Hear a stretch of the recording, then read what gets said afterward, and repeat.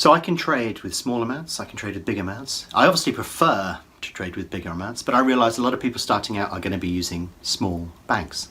And that's what I'm going to talk about in this video.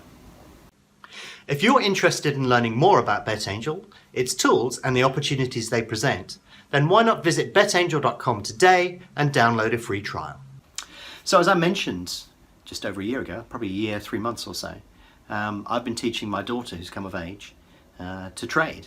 And one of the interesting things when you go back to using smaller stakes is you realize how much easier it is to get those stakes through the market. When you look at the risk involved with the trade, if you open a position here and you close a position there, and you've got this much time between the two of them, then that's the risk that you're taking. You open a position, you close it. Now, when you open a position, you hope to close it for profit, but you may scratch it, or you may close it for a small loss. But basically, the longer you let a position run in the market, the more it will accrue profit or a loss. So if it's going wrong, you want to cut it out as quickly as possible. So with a small stake, you can go in and out of the market, and you know, it happens pretty quickly. But if you're using a large stake, the problem that I have is I have to ease my position into the market, get a decent stake, and then ease the position out. So that's the way I tend to work. Typically, I don't go into the market and go boom.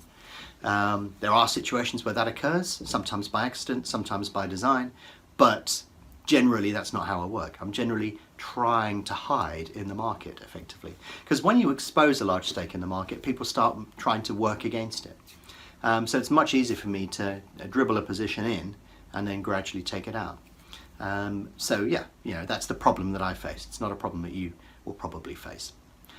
But when you use small stakes, you realise you can get them in and out quite quickly. So the interesting thing about using small stakes is your return should be much higher than somebody using bigger stakes. So I go back and trade on smaller stakes, either to record videos, give some tuition, and so on and so forth. But I thought it would be interesting to go back and do that recently, and you know, just have a quick look at and see how we did. So if you look at all of the trades that we did on this particular day, there were 15 trades in total. I won on most of them. My strike rate came out at around 80%, and that's fairly typically what I would expect. You know, interesting enough, random is not 50-50 in a trading market. Let me give you that knowledge straight away. But if you look at most of these trades, they're relatively small. And I was trying to use as much as I could. I only had a bank of 400 or so pound. So I was up against that limit all of the time. I wanted to use more money in some of these trades, but I couldn't. I had to restrict my trades to much smaller levels and just work within the market to try and get something out of the market. And in fact, this teaches you that your objective in the market is to focus on the quality of the trade, not necessarily the quantity. So a lot of these values are quite small. You know, there's £2 and £3 here and there and stuff like that. But if you're going to trade 10,000 markets, then you know, getting £2 out of a market on average over 10,000 markets gives you a decent chunk of money, and hopefully you can push higher if you begin to scale your stakes up to larger amounts. But you can also see here I made a complete bloody mess of one particular race and lost a lot in one go. That's not unusual. Usually over the course of a day you are going to get a problem trade. You're going to make a bit of a Horlicks of one of these trades. But as long as you're consistent in terms of the way you approach the market, generally everything will average out. You've got to expect that there will be duff trades coming through the market at some point. And they're usually down to things that you have no control over. You do something and then suddenly it all unravels for one reason or another, or somebody knocks on the door or phones you and you're distracted, and all of it, you know, so many reasons for that. You just have to accept it. Don't blame it on anything else. Accept it and move on. So I'm always really confident that by the end of the day I will make money. I can't say how much I will make, but I'm pretty confident by the end of the day I will. And that allows me to overcome any losses that I'm likely to make, because when I'm progressing through the day, eventually what will happen is that I will get that loss back and you would have forgotten about it. So, you know, having done this for many years, I approach every day with confidence. Even if I get an early loss or a big loss mid-afternoon or somewhere, I just keep on ploughing on and expecting that to turn all right at the end of the day. But if you look at it, we ended up earning, you know, 30 odd quid out of our 400 and so bank. So that's a pretty reasonable return. You know, it's not too bad. And very often trading over the course of the day isn't one particular trade that gets the profit. It's just loads of little bits that gradually add up to bigger amounts. And of course we're using that £400 and we may use it more than once in a market, or we may use smaller amounts of bigger amounts.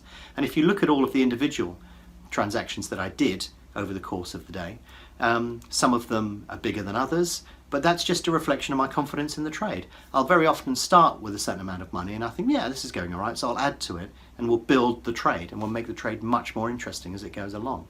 However, if I'm not confident, then I may not trade at all, or I may put that first one in and then start going, not so sure, and then just not increase the stake at all. So each of these individual results were created with different amounts of money.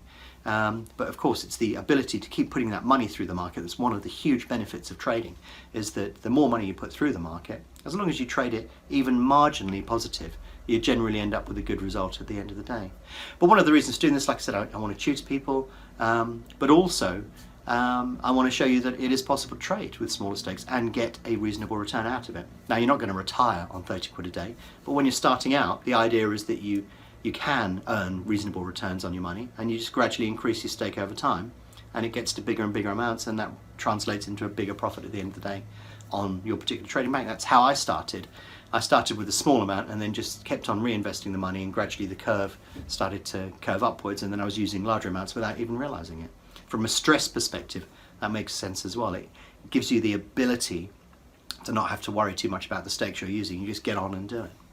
So anyway, yeah, an interesting day. I've put up a few slides and illustrations within this video itself, and hopefully that'll give you a bit of an insight as to what goes on over the course of a typical trading day.